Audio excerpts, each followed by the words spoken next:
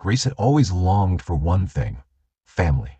So when she married Alex le Domas, heir to a wealthy aristocratic dynasty built on a board game empire, she believed she'd finally found her fairy tale ending. But from the very beginning, something felt off. The lavish wedding was beautiful, yet eerie. The maids looked like pale ghosts wearing too much makeup. Alex's aunt glared at Grace with an intensity that chilled her bones. Only Alex's mother seemed warm, whispering to her with a strange urgency, but midnight was waiting.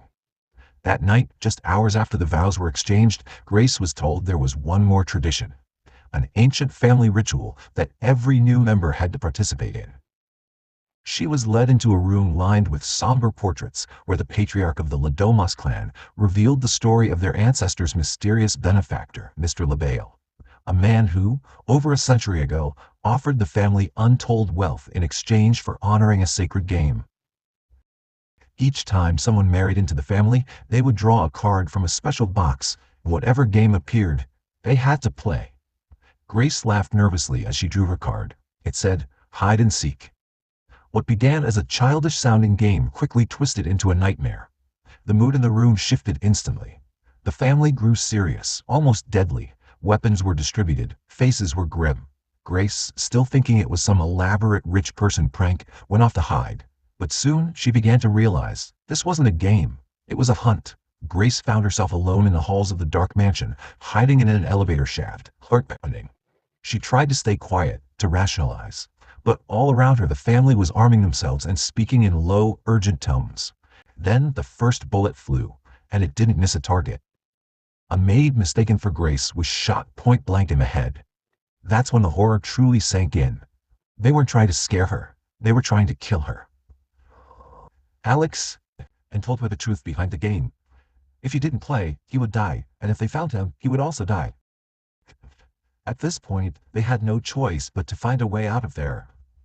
The castle had been fully sealed off at this moment, so Alex decided to go to the surveillance room, open the door mirror, and have Grace go to the kitchen where she could reach outside.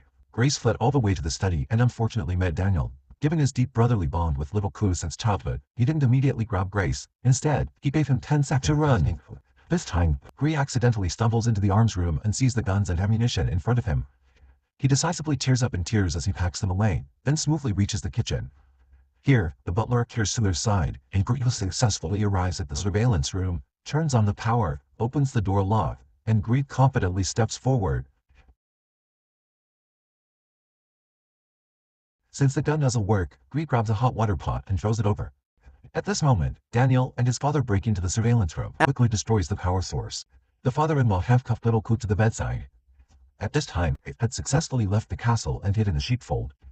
However, her sister's son George appeared and shot through Grace's palm with one shot, and Grace retreated alone.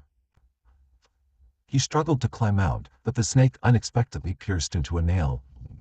He tore off his wedding dress, simply bandaged the scarred Grace, and ran frantically towards the manor gate, watching a sports car on the road, still enduring the severe pain.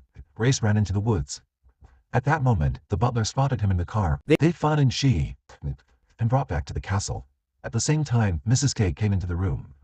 Her only hope was for her son to be by her side again. The ceremony was about to begin.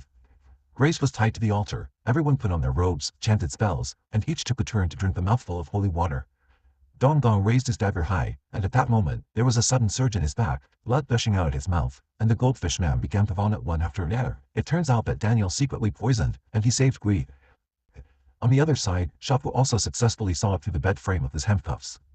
Just as Daniel was about to take Grace away, Mary appeared holding a gun. Grace instantly turned dark and resolved it before reaching them. Mary then encountered her father-in-law, knocked over the lamp next to him, knocked him out, and threw him aside. The fire gradually spread, seemingly starting a wheel of death. Grandmother placed it in. Grace frantically hit the frame of the box. At this moment, Alex seen and witnessed this terrifying sight. Grace was once again tied to the altar, struggling in agony, never expecting to die at her husband's hands. Alex tries to stab Grace, but accidentally hits his aunt's hand. Grace uses the moment and stands up to fight. At that moment, Auntie caught a glimpse of the sky, and he suddenly pulled back the curtains. The sun had already risen, and it was too late for them to fulfill their agreement as scheduled. Everyone was waiting in horror for Mr. Rebel's punishment, but nothing happened. But Auntie still decided to kill Grace. He picked up the axe, and the next second, and then, boom, one by one they exploded. Literally. Blood and gore covered the once grand walls. The curse was real. It had simply waited for sunrise. Grace watched, stunned and trembling, as her in-laws were annihilated by the very force they tried to serve. Alex crawled to her, crying, begging for forgiveness. She gave him one look. Cold. Final. She tossed off the wedding ring. The house burned around her as she stepped outside. Covered in ash and blood, Grace sat on the front steps, pulled out a cigarette, and lit it with trembling hands. When the police finally arrived, they asked her the only question left to ask. What happened to you? She exhaled smoke and muttered, in-laws.